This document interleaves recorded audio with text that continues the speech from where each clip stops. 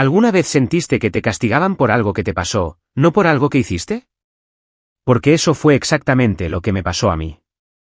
Me cambiaron de escuela, no por portarme mal, ni por reprobar, sino porque alguien me hizo algo horrible, y la solución de todos fue hacerme desaparecer. Antes de contarles todo lo que pasó, necesito explicarles bien cómo era mi vida antes de que todo se fuera al carajo. Porque si no entienden el antes, no van a entender lo jodido que fue el después. Yo me llamo Sofía, aunque algunos me dicen Sofi. Tenía 15 años cuando pasó todo esto, ahora tengo 17 y aunque ya pasaron un par de años, todavía lo tengo muy presente. Como si se hubiera quedado pegado en mi cuerpo, ¿viste? Como una sombra que no se termina de ir. Vivía en un barrio de clase media tirando a baja, con mi mamá, mi papá y mi hermano menor, Nico, que en ese momento tenía 10. Nosotros no éramos una familia perfecta ni nada por el estilo, pero nos queríamos. Mis viejos trabajaban un montón para que no nos faltara nada, aunque eso significara no verlos tanto como quería. Mi mamá trabaja en una librería desde que tengo memoria. Le encanta leer y siempre me decía que los libros son la forma más segura de viajar sin moverse. Mi papá es electricista, medio cascarrabias, pero buen tipo. Y yo era, bueno, la hija que trataba de no causar problemas. Buenas notas, 0 quilombos, ni novio tenía.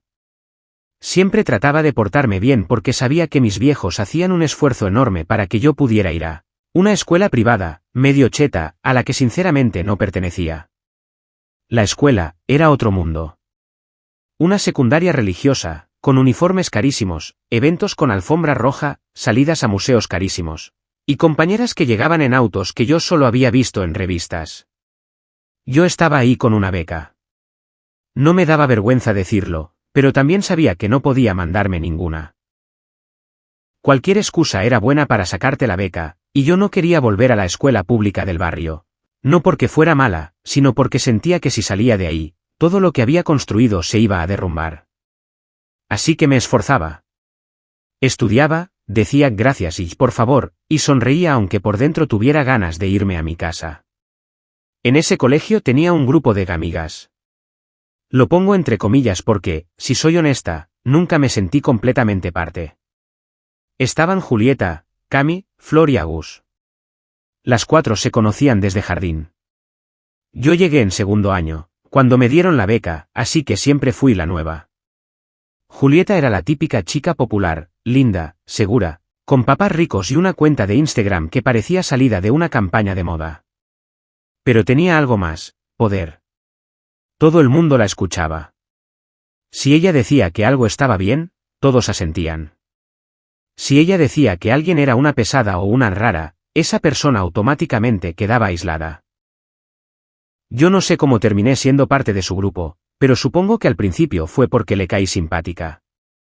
O porque necesitaba una mascota becada, como después supe que me llamaban a mis espaldas. Aún así, yo trataba de llevarme bien con todas.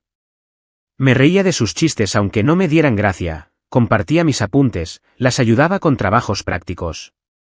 Básicamente, hacía todo lo posible por no quedar afuera. Y ahí fue cuando conocí a Martín, el hermano de Julieta. Martín era 3 años más grande, ya había salido del colegio, pero siempre aparecía en los eventos, partidos de fútbol o asados familiares que hacía la escuela.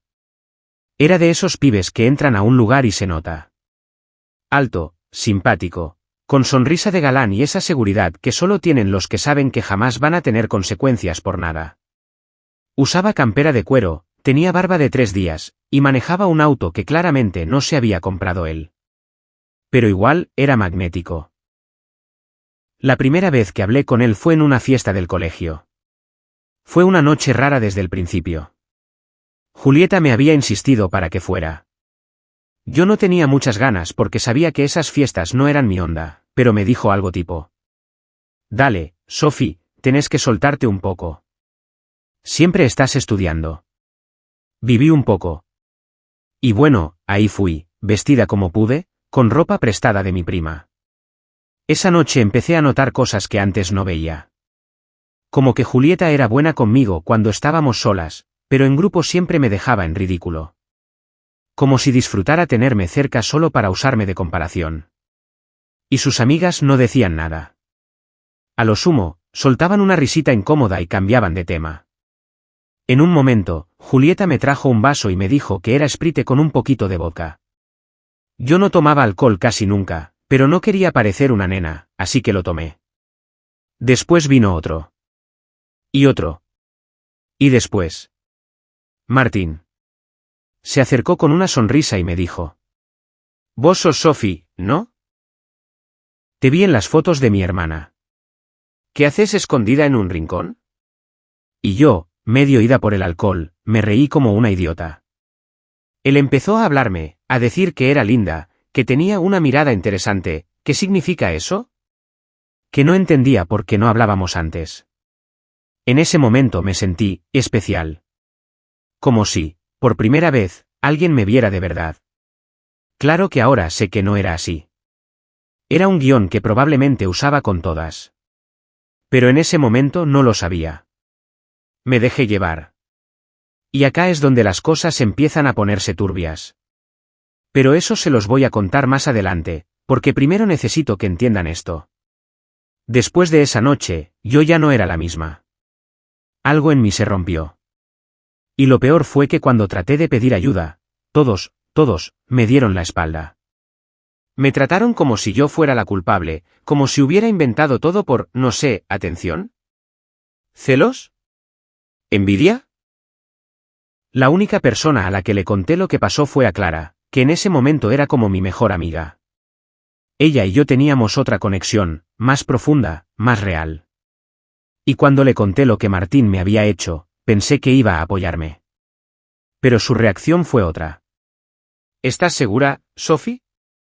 O sea, Martín es raro, pero no creo que sea capaz de eso.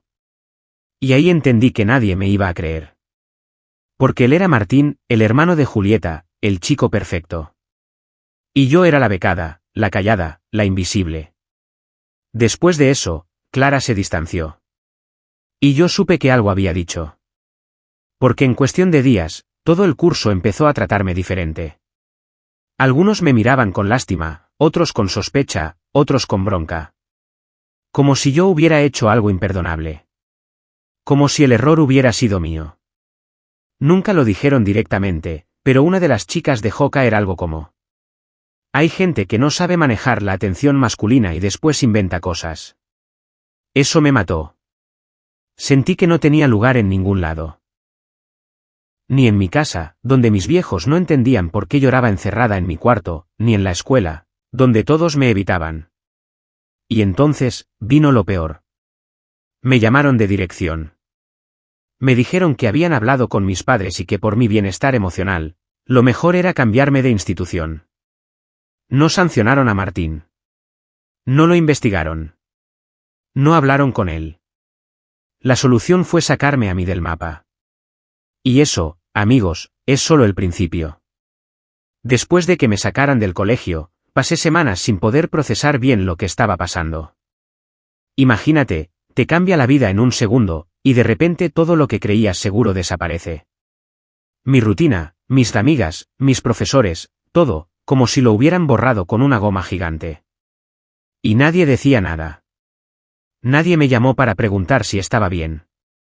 Ni siquiera Clara, que hasta hacía poco era mi confidente. Lo peor fue cómo lo manejaron mis papás. Mi mamá estaba completamente confundida, pero se notaba que no quería hacer muchas preguntas. Me miraba con esos ojos de quiero ayudarte pero no sé cómo. Una noche, cuando volvíamos del supermercado, se animó a preguntarme bajito. «Sophie, ¿pasó algo con algún compañero? ¿O con Martín?» Me quedé helada. No porque no supiera qué responder, sino porque no esperaba que ella dijera su nombre. Ni siquiera se lo había mencionado. Supongo que ya se había enterado de algo. O alguien se lo insinuó. No sé de qué hablas, le dije, mirando por la ventana del auto, con un nudo en la garganta. Bueno, si querés hablar, estoy acá. Pero no volvió a insistir. Y yo tampoco. Porque tenía miedo. Porque sentía que nadie iba a creerme. Porque lo que había pasado esa noche no era algo que pudiera poner en palabras sin que sonara el exagerado.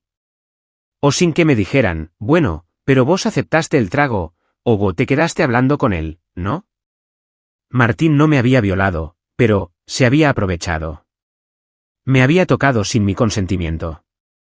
Se metió conmigo cuando apenas podía mantenerme en pie. Y después me hizo creer que había sido mi culpa. Lo que pasó esa noche me perseguía en flashbacks. A veces me despertaba sudando, escuchando su voz susurrándome al oído. Sos hermosa, Sophie, no te hagas la difícil. Y eso no se lo pude contar ni a mi mamá. Me cambiaron a una escuela pública del barrio. No era mala, pero era un mundo completamente diferente.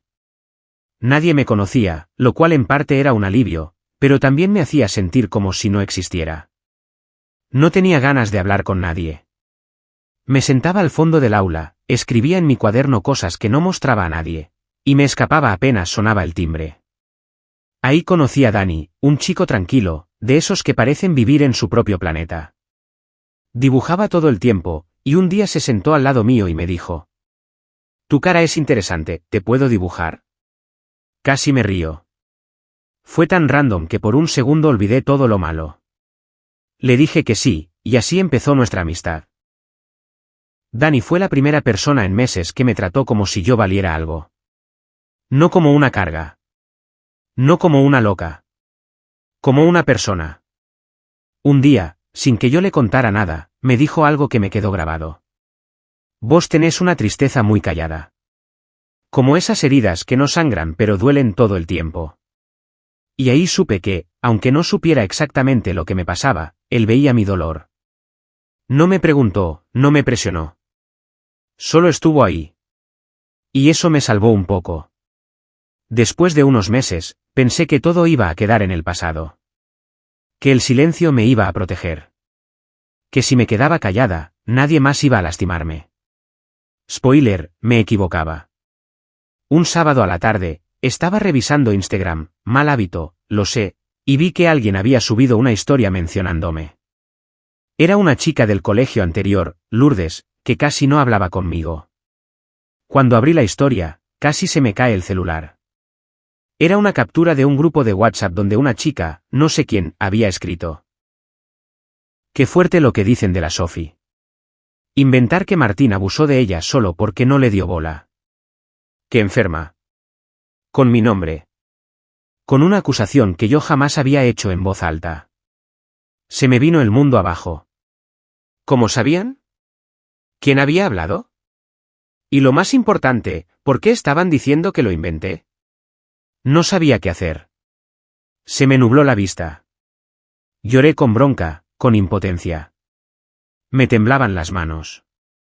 Pensé en borrar todas mis redes, pero sentía que eso era como darles la razón. Como desaparecer. Llamé a Clara. Fue la primera vez que la llamaba desde que nos distanciamos. Me atendió después del tercer tono. Hola, ¿fuiste vos? ¿Qué? ¿Fuiste vos la que contó lo que te dije de Martín? Silencio. Clara, por favor. Solo necesito saber si fuiste vos. No lo conté así como vos pensás, solo lo mencioné en una conversación con Julieta. Quería entender si había pasado algo. ¿Con Julieta? Estás loca, le contaste a su hermana. Sophie, yo no sabía que ella iba a hacer un escándalo. No pude seguir escuchando. Le corté. Y lloré como no lloraba desde esa noche. Porque el problema ya no era solo lo que Martín me había hecho. Ahora estaba atrapada en un chisme gigante, con mi nombre circulando como si fuera una mentirosa, una manipuladora, una histérica. Y lo peor fue que nadie me llamó para preguntarme mi versión. Un mes después de que se viralizara el rumor, mi mamá me dijo que iba a pasar algo importante. Que teníamos que hablar. Me senté en el living con una sensación horrible en el pecho. Como si supiera que se venía algo feo. Tu papá y yo fuimos citados por la escuela anterior. ¿Por qué? Yo ya no voy ahí. Es, por Martín. Me quedé muda. Mi cuerpo entero se tensó. Parece que otra chica habló. Otra alumna. Contó algo parecido a lo tuyo. Y ahora los padres están presionando a la escuela para que investigue. No podía creer lo que estaba escuchando. Otra chica. Otra víctima. Por un momento me sentí validada. Como si todo lo que yo había sentido ya no fuera invisible. Pero también me sentí terrible. Porque si a ella también le pasó, ¿cuántas más había? ¿Y qué dijeron los del colegio? Quieren saber si estás dispuesta a hablar. Formalmente. Como testigo. Mi cabeza explotaba. Yo no quería revivir todo eso. No quería volver a ver a Julieta, ni a Clara, ni a nadie de ese entorno. Pero también, no podía quedarme callada sabiendo que había otra chica pasando por lo mismo. Sí, les dije. Voy a hablar. Después de decir que sí a testificar, no dormí en días. Me sentía como una bomba de tiempo. Por fuera trataba de actuar normal, iba al colegio, hablaba con Dani, sonreía cuando me hablaban, pero por dentro era un caos. Sentía que si decía una palabra equivocada, todo se iba a derrumbar de nuevo. Mis papás me acompañaron al colegio anterior para la reunión con el equipo de orientación.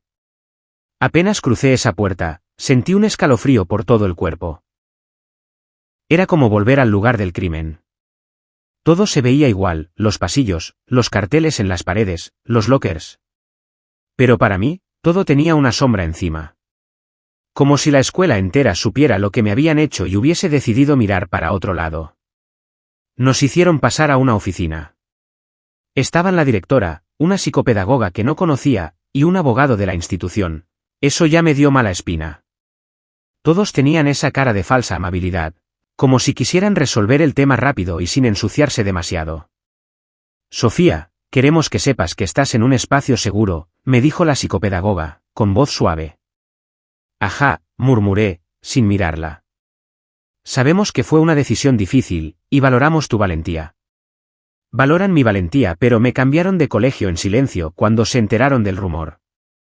Eso pensé. Pero no lo dije. La directora me preguntó si estaba dispuesta a contar lo que había vivido. Les dije que sí, pero que no quería dar demasiados detalles frente a todos. Acordamos que lo haría primero en una entrevista con una profesional externa que ellos contratarían. Según dijeron, era parte de un protocolo. A mí me parecía que estaban intentando lavarse las manos, pero acepté. Lo que más me interesaba en ese momento era saber quién era la otra chica. Y cuando finalmente lo supe, no lo podía creer. Era Luciana. Una chica de 5º año. No éramos cercanas, pero habíamos coincidido en un par de talleres. Siempre me pareció dulce, tímida, de esas personas que hablan bajito y nunca levantan la voz. Ella había dicho que Martín la había encerrado en el depósito de materiales una tarde.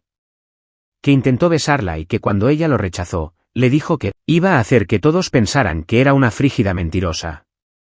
Sentí una mezcla de asco, culpa y solidaridad. Porque si yo hubiera hablado antes, tal vez ella no habría pasado por eso. Pero también me dio fuerza. Porque no estaba sola. Unos días después, me crucé con Clara. Fue completamente accidental. Yo había ido al centro con mi mamá y ella justo salía de una librería. Me miró con cara de querer esconderse. Pero yo no iba a esquivarla esta vez. Clara, tenemos que hablar. Ella se quedó congelada. Bajó la mirada. Sophie, yo, no sabía que se iba a salir de control. ¿Y qué pensabas? ¿Que podías contar algo así a la hermana del flaco y que no iba a pasar nada? No lo conté como acusación, solo dije que vos estabas mal por algo que pasó con él. ¿Y eso te parecía tuyo para contarlo? Ella se puso a llorar. Y yo no. Porque ya no me quedaban lágrimas para ella. ¿Sabes qué es lo peor? Le dije, que cuando más te necesitaba, fuiste parte del problema. No me falló solo Martín. Me fallaste vos. Me fui. Y esa conversación marcó el final definitivo de nuestra amistad. Por mucho que me doliera, entendí que hay gente que no sabe acompañar. Que no está preparada para la verdad. Y que prefiere proteger el status quo, incluso si eso significa callar un abuso. Unas semanas después, me llamaron para presentarme en una audiencia interna. No era judicial, aunque eso vendría después, pero era un paso formal dentro de la escuela. Iban a evaluar si tomaban medidas contra Martín. Él también estaría presente. Sí. Lo iban a citar. Me temblaban las piernas cuando llegué. Estaba todo muy frío, muy institucional. Una mesa larga, papeles, grabadora de audio. Yo tenía que sentarme frente a la dirección, y Martín estaría en la otra punta de la sala. No podía creer que después de todo, aún le daban la chance de defenderse. Que aún lo trataban como si quizás no hubiera hecho nada malo. Cuando entró, lo sentí en la piel antes de verlo. Ese tipo de presencia que te revuelve el estómago. Se sentó tranquilo, con los brazos cruzados, cara de ofendido. Como si todo esto fuera una injusticia para él. Me miró. Y en ese momento recordé exactamente cómo se había sentido esa noche. Su peso, su voz, su mano en mi cintura. Me dieron ganas de gritar. Pero me contuve. Me hicieron preguntas. Respondí. Con claridad. Sin detalles gráficos, pero con suficiente precisión como para que supieran que no me lo estaba inventando. Cuando fue su turno, Martín dijo algo que me hizo hervir la sangre. Yo no obligué a nadie a nada. Si Sofía se sintió mal por algo que pasó, no fue mi intención. Pero de ahí a hablar de abuso. Usó esa voz pausada, como si fuera el tipo más racional del mundo. Como si yo fuera una exagerada emocional. La directora lo miró con seriedad. Había algo distinto en su cara. Por primera vez, parecía molesta. Martín, tu actitud y tu lenguaje no coinciden con alguien que está cooperando sinceramente en una investigación. Y ahí entendí que ya no tenía el control. Que por más que sonriera y usara palabras suaves, su fachada empezaba a resquebrajarse. La escuela decidió separarlo preventivamente. No lo expulsaron, porque claro, no había pruebas suficientes, pero lo suspendieron y recomendaron intervención psicológica. Para mí no era suficiente. Pero fue algo. Al menos ya no iba a estar ahí para seguir haciendo daño. Luciana decidió presentar una denuncia formal. Yo no estaba preparada para ir tan lejos en ese momento, pero la acompañé. Estuve con ella en la comisaría. Le sostuve la mano mientras hablaba. Y me prometí que si alguna vez otra chica me contaba algo similar, no me iba a quedar callada. En el fondo, todavía sentía rabia. Contra la escuela, contra Clara, contra el sistema entero que protege a tipos como Martín. Pero también, empecé a recuperar algo. Una parte de mí que había quedado apagada. Como si hablar hubiera sido el primer paso para volver a respirar. Pasaron unos días desde la audiencia en el colegio, y aunque había cierta sensación de alivio, todavía sentía que algo faltaba. Como si no se hubiera dicho todo. Como si algo estuviera cocinándose detrás mío, y yo no lo podía ver todavía. Y no estaba tan equivocada. Una tarde, mientras volvía caminando del colegio nuevo, mi mamá me mandó un mensaje que me hizo frenar en seco. La mamá de Martín vino a buscarnos. Está abajo. No bajes sola. ¿Qué? ¿La mamá de Martín? ¿A mi casa? Mi corazón empezó a latir como si quisiera salir CEO. Una mujer parada en la vereda, impecable, con una carpeta en la mano y una mirada dura como el acero. No era una mamá preocupada. Era una señora en modo ataque. Cuando me vio, me saludó con un tono falsamente amable. Sofía. Qué bueno que ya estás acá, ¿podemos hablar 5 minutos? Mi mamá estaba parada detrás, con los brazos cruzados. Yo la miré, y ella solo me dijo. Si no querés, no lo hagas. Pero ya estaba ahí. Ya había empezado. Decime lo que tengas que decir, le dije, firme. La mujer suspiró y dijo algo que, honestamente, todavía no entiendo cómo pudo salir de su boca. No vengo a acusarte ni a faltarte el respeto. Solo quiero que pienses en lo que estás haciendo. Martín está destruido. Lo echaron del equipo de fútbol, perdió la beca. Está deprimido. No quiere salir de su cuarto. ¿Perdón? Me reí. No porque fuera gracioso, sino porque fue lo más ridículo que había escuchado en mi vida. ¿Me estás diciendo que tengo que sentir pena por él? No es eso, Sofía. Pero vos sabés cómo son los adolescentes. A veces hay malentendidos. Y una acusación así, en esta etapa, puede arruinarle la vida. Ahí exploté. ¿Y a mí? A mí no me arruinó la vida. ¿Sabes por qué me cambiaron de colegio? Porque preferían esconder lo que pasó a enfrentar que tu hijo es un acosador.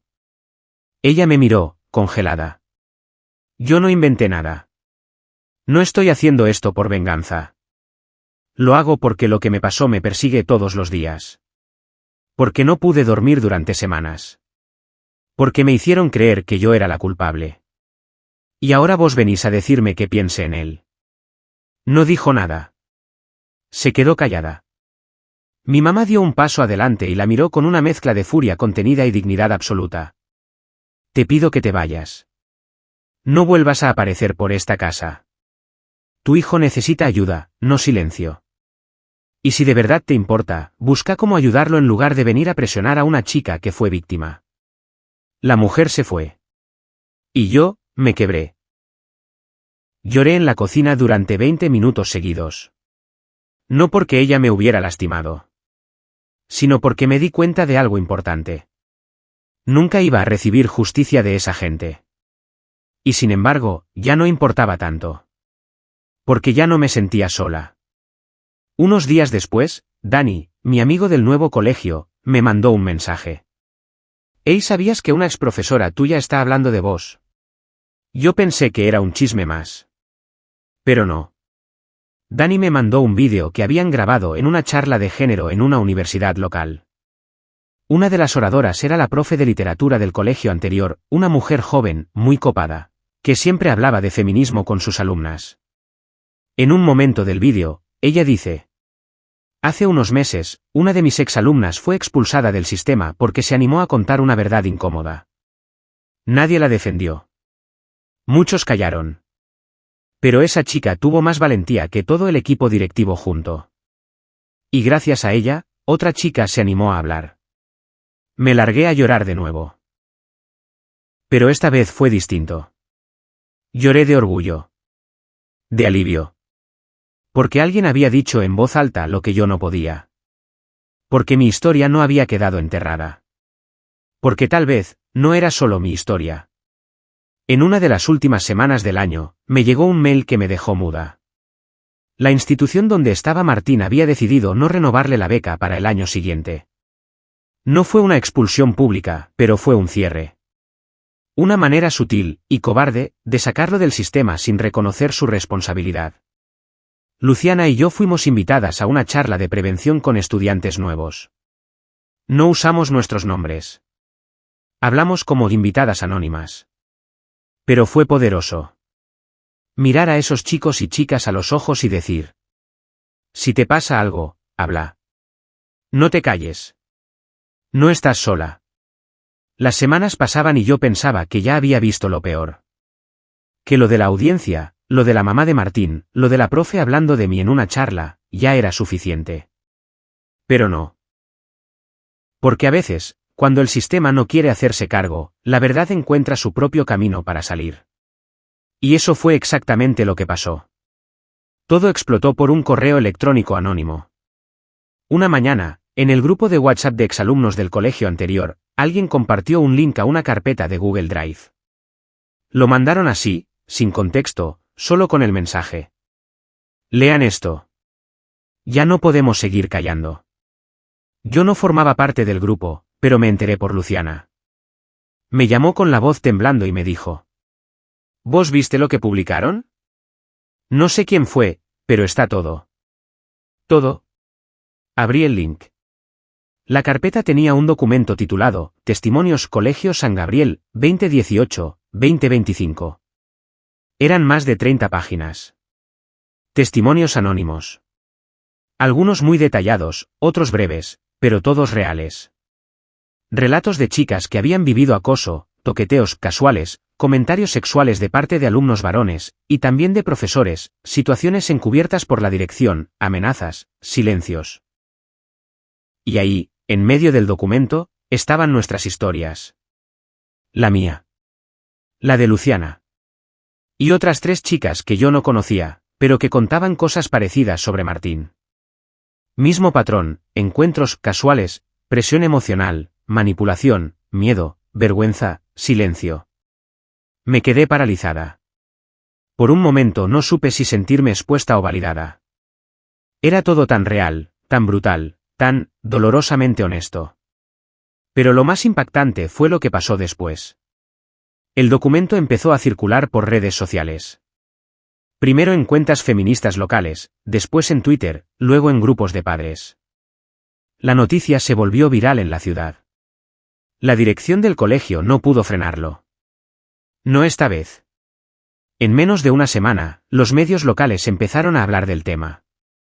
Usaban nombres ficticios, porque no podían identificar a menores ni a víctimas sin consentimiento, pero el colegio estaba en el ojo de la tormenta.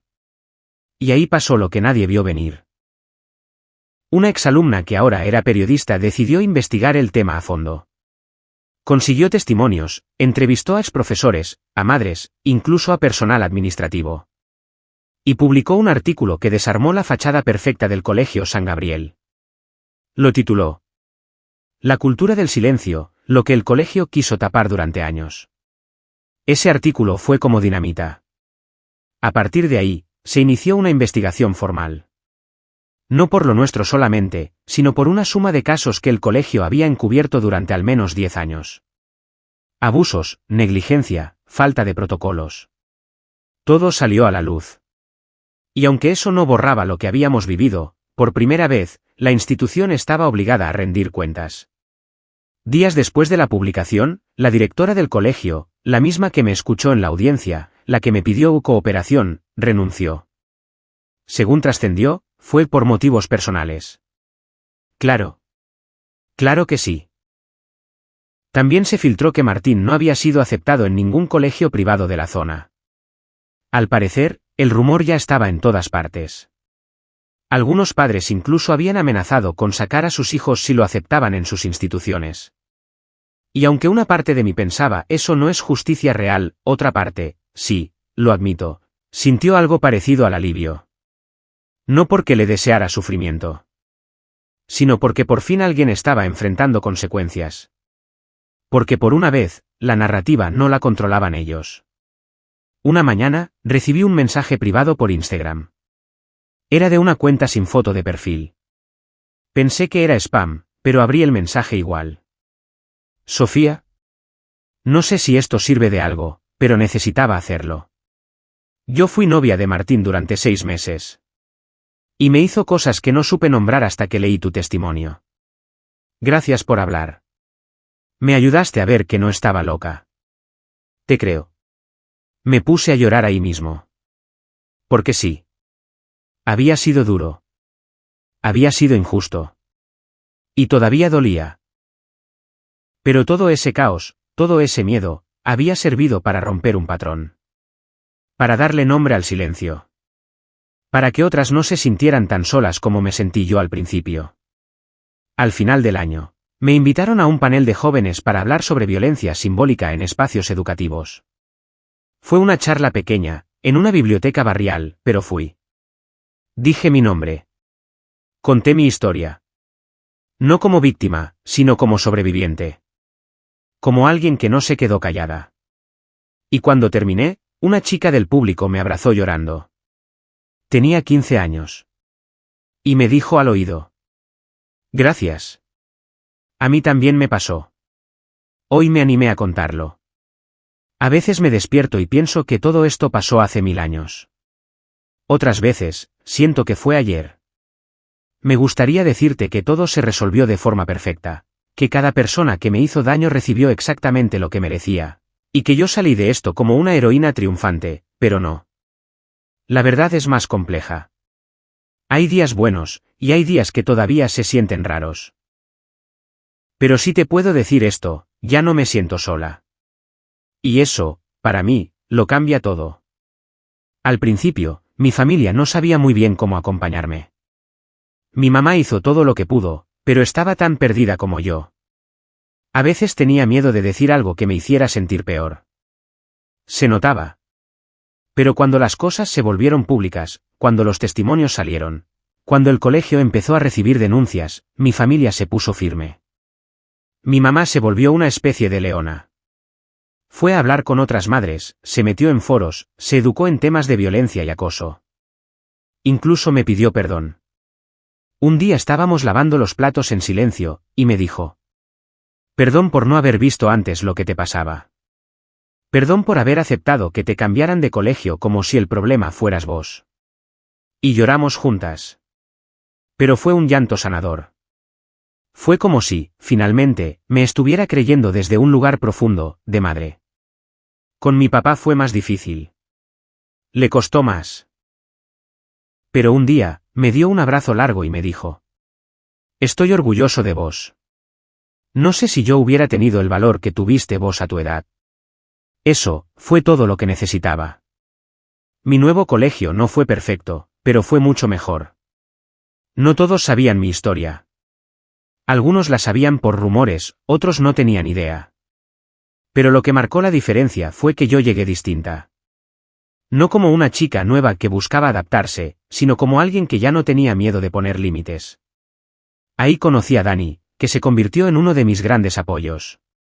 Y también conocí a otras chicas que habían pasado cosas similares. Sin darnos cuenta, formamos una especie de red de apoyo entre nosotras. Hablábamos de temas que antes se evitaban. Aprendimos a decir esto no está bien sin miedo. Y eso, honestamente, fue un regalo. No te voy a mentir, tuve que ir a terapia. Varias veces. Al principio no quería. Pensaba que podía con todo sola. Pero había días que no podía ni salir de la cama sin que me vinieran recuerdos horribles, ansiedad, culpa. Como si mi cuerpo todavía estuviera atrapado en esa noche, en ese pasillo, en ese colegio. Mi psicóloga me ayudó a entender algo clave. Lo que me pasó no fue mi culpa. Pero sanar sí es mi responsabilidad. Y eso me cambió. Me hizo entender que podía tomar el control de mi historia. Que no estaba rota. Que no era la chica del abuso. Que yo era mucho más que eso. Hoy sigo en terapia. A veces una vez por semana, a veces cada tanto. Pero ya no me siento prisionera de lo que viví. Aprendí a ponerle palabras. Aprendí a hablar sin quebrarme. Y eso vale oro. Después de todo lo que pasó, me sumé a un grupo de chicas que da charlas en escuelas sobre consentimiento, acoso y violencia en el ámbito educativo. Al principio iba solo a escuchar. Después, empecé a hablar. Contaba mi historia, con mi nombre, con todo. Y fue liberador. Cada vez que hablaba, se me acercaba alguien a decirme: gracias por contar esto. A mí también me pasó algo parecido.